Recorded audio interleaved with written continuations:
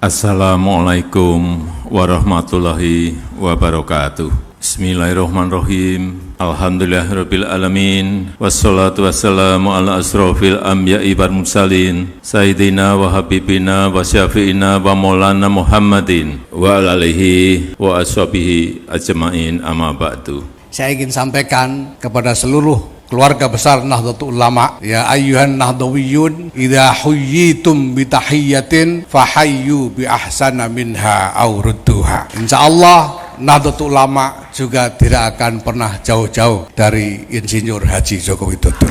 Dan Anda telah merukunkan antara seorang ayah dengan anaknya. Jadi ada satu foto di situ antara Prabowo dengan Gibran. Tapi kemudian Anda bertanya kenapa tidak anaknya sendiri gitu ya?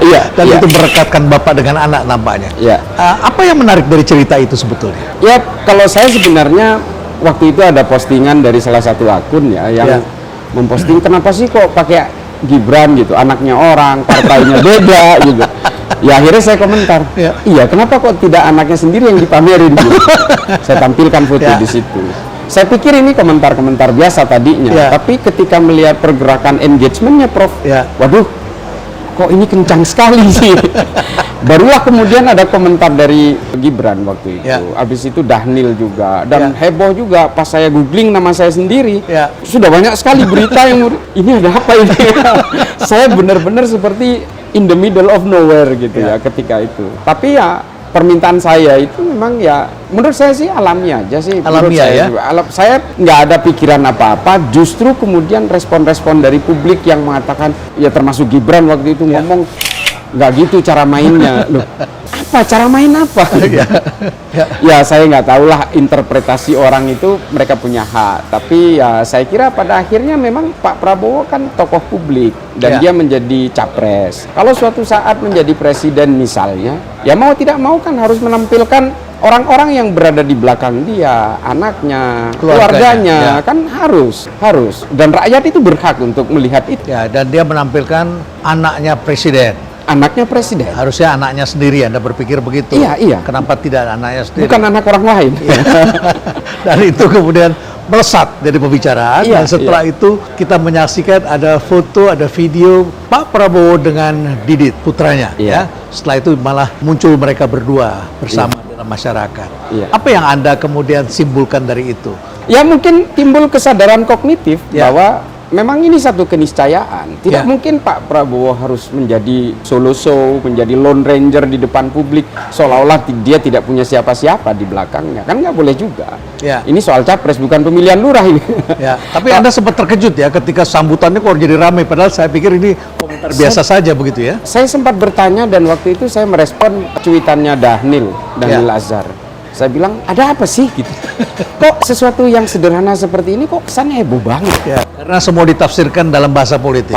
Pasti. Dan apalagi saya kadang-kadang dianggap sebagai pendukung Ganjar lah gitu. Dan ini yang saya sasar Pak Prabowo yang dalam hal ini oponennya gitu. Ya mungkin interpretasinya bisa macam-macam. Silakan aja. Kalau saya sih ya begitulah. Tapi setelah itu selesai.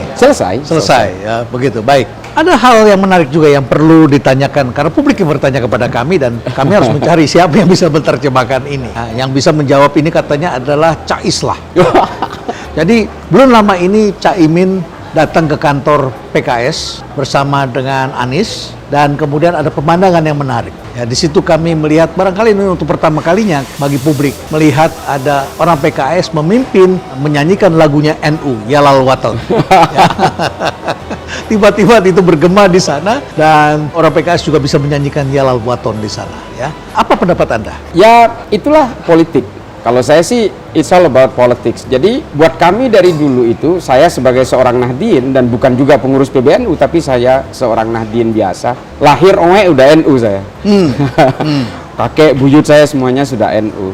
Kiai-kiai NU. Ya kakek saya apalagi. Kakek saya itu santri dari Syekhona Khalil. Syekhona Khalil ini adalah guru dari Mbah Hashim Asy'ari, pendiri NU.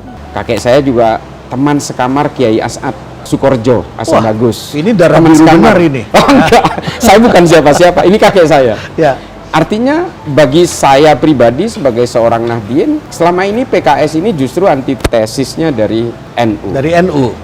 Bagi saya ya, bagi Ya. saya. Dan saya pikir juga banyak teman-teman Nahdien yang punya pandangan serupa. Dan ini juga diakui oleh para pendirinya dari PKS itu bahwa mereka adalah metamorfosis dari Ikhwanul Muslimin dari Mesir. Otomatis ya jelas dengan NU punya cita-cita politik yang berbeda. Irisannya juga berbeda. Ideologinya pun berbeda pasti. Nah tiba-tiba karena kepentingan-kepentingan politik, pragmatis, dia lalu kemudian menyanyikan Yalal Waton yang mau dibilang sakral nggak sakral juga buat NU, tapi itu adalah brandingnya NU sekali. Dengan NU, ya. Sangat NU, tapi dinyanyikan. Sementara sebelum-sebelumnya banyak sekali oknum-oknum dari PKS dan juga buzzer-buzzernya PKS itu selalu membantai NU di media sosial. Tapi kemudian karena politik mereka seolah-olah berpura-pura. Oh, seolah-olah berpura-pura. Seolah-olah kami dan NU ini bersaudara. Ya, politik memang kadang-kadang seperti itu. Semua seolah-olah dikaitkan paksa dengan ke-NU-an, dengan entitas NU, dengan gerakan-gerakan harokah-harokahnya NU dan seterusnya. Ya, padahal faktanya kan tidak demikian. Kita tahu PKS berdiri di mana, NU itu berdiri untuk apa. NU jelas tidak punya cita-cita politik yang muluk, hanya menjaga Pancasila saja, Bhinneka Tunggal Ika, dan tetap menjaga tegaknya NKRI. Itu aja kalau cita-cita NU. Apakah ada suatu perubahan di masyarakat yang Anda lihat? Saya- Atau sebetulnya tidak begitu, hanya kepura-puraan politik? Ya menurut saya itu kepura-puraan politik, apalagi bagi teman-teman Nahdien, saya kira tidak akan sampai mengakar kepada Nahdien dan terpengaruh, seolah-olah setelah menyanyikan Yalal Waton, ini adalah baiatnya PKS untuk menjadi NU. Ya. Semua teman-teman NU, para ulama NU dari dulu sudah membuat ijtihad bahwa tidak boleh orang NU itu berpolitik melalui PKS. Kan banyak itu. Kiai Marzuki Mustamar, termasuk dari kiai-kiai sepuh NU, dari dulu itu selalu menyuarakan hindari PKS. Say no to PKS kan gitu. Karena kita tahu PKS ini adalah jelmaan Ikhwanul Muslimin yang punya cita-cita untuk menegakkan khilafah dan sebagainya, dan mereka ya mostly kalau kita mau sebut ya mereka masih belum mengakui secara legowo tentang Pancasila, konsep falsafah negara dan sebagainya. Ini harus kita pertanyakan juga. Ya, itu dari sisi NU. Sekarang mari kita lihat dari sisi PKS. Apakah dengan demikian PKS bersedia juga mendukung Caimin? Ya, ini kalau dia dekat dengan politik Islamnya dengan Anies, barangkali bisa dipahami. Tapi dengan Caimin bagaimana? Apakah mereka bisa melebur ke sana? Ya menurut saya ini kan akhirnya menjadi air dan minyak. Air dan Temuan minyak, ya. surveinya SMRC kemarin misalnya bahwa suara dari Anies Caimin kan Ya. mengalami penurunan. Ya. Ya bisa jadi itu karena memang tidak ada match antara orangnya Caimin dan orangnya Anies. Orangnya Anies yang tidak suka Caimin bisa jadi pergi dari pasangan ini. Atau orangnya Caimin yang tidak suka Anies pergi sehingga Malah akhirnya terjadi penurunan.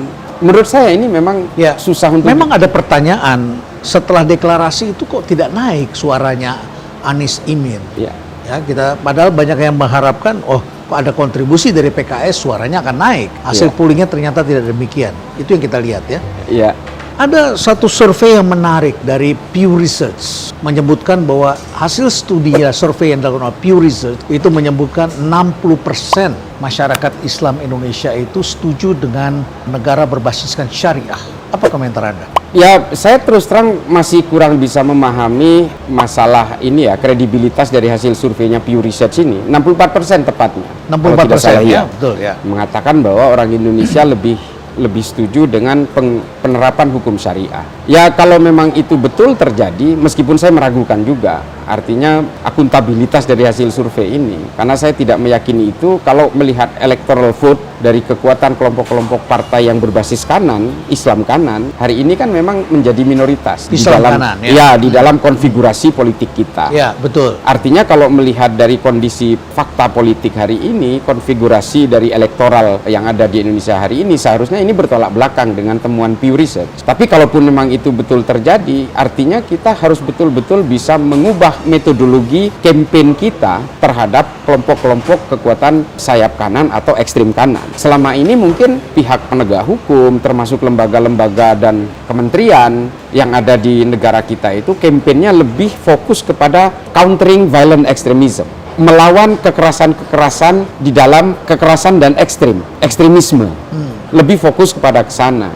Artinya kita seharusnya lebih ke hulu lagi. Kampanyenya berbagai institusi hari ini bukan hanya kepada kekerasan, tapi ditarik lagi lebih ke hulu, yaitu intoleransi. Intoleransi. Ya, karena kalau orang yang punya pandangan ingin menerapkan hukum syariah di Indonesia, artinya ada kerentanan dalam persoalan toleransi. Karena kalau kita berbicara penerapan hukum syariah, maka dia tidak toleran. Karena isi orang Indonesia ini kan tidak semuanya orang Islam. Dan orang Islam pun cara pandangnya terhadap syariah juga berbeda-beda. Orang NU dan orang Wahabi, pemeluk Wahabi Salafi misalnya, cara pandangnya tentang syariah juga berbeda. Belum tentu sama. Jadi pengertian syariah sendiri juga tidak sama. Tidak sama. Ya. Makanya mungkin dulu para ulama dan para tokoh-tokoh pendiri bangsa dulu, ketika ada usulan memasukkan syariah dalam Piagam Jakarta, itu ditolak karena memang perspektif para pemeluk agama Islam sendiri tentang syariah kan memang berbeda, belum tentu sama. Menarik kalau kita bicarakan hal seperti ini. Terima kasih. Wassalamualaikum warahmatullahi wabarakatuh. Siapa calon presiden yang akan memenangkan pemilu presiden 2024? Dengan tingkat kepuasan yang akan sampai 82,2%, banyak yang meyakini, analis politik satu suara mengatakan bahwa Jokowi adalah Kingmaker 2024. Survei Indometer, Jokowi tak ingin legasinya dirusak oleh sosok yang tidak dapat dipercayai. Hasil riset lembaga survei Indometer menunjukkan kepuasan publik terhadap kinerja pemerintahan Presiden Joko Widodo mencapai 81,4%, dengan 9,6% diantaranya menyatakan sangat puas. Percaya masyarakat Indonesia semakin lebih pintar dalam melihat dan memilih calon presiden. Mereka tidak hanya mendengar dari perkataan saja atau tidak melihat bahwa dia adalah seorang pemimpin kelompok tersebut tertentu dan sebagainya. Saya percaya masyarakat Indonesia lebih melihat bagaimana rekam jejak yang ada saat-saat ini. Bagaimana saya percaya itu 80% masyarakat Indonesia tidak akan memilih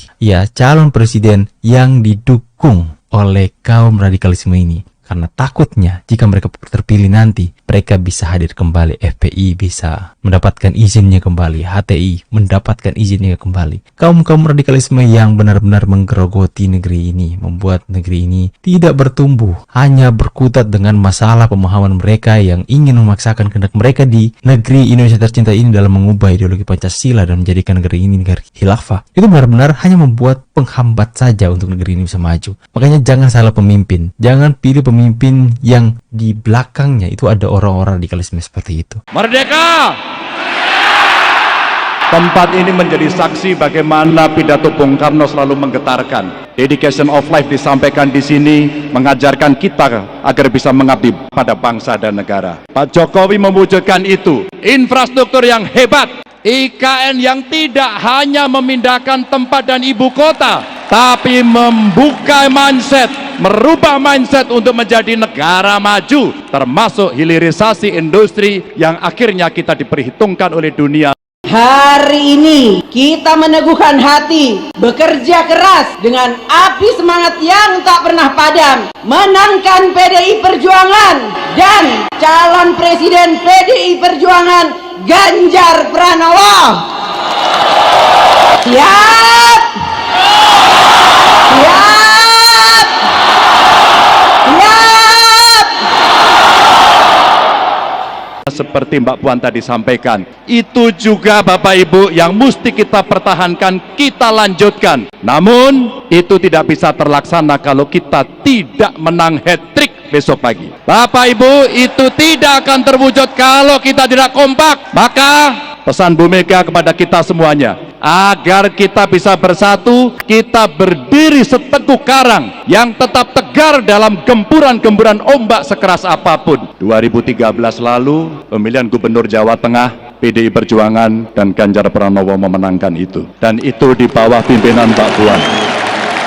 Insya Allah kita akan mengulang kembali di 2024. Insya Allah. Mohon doanya. Merdeka!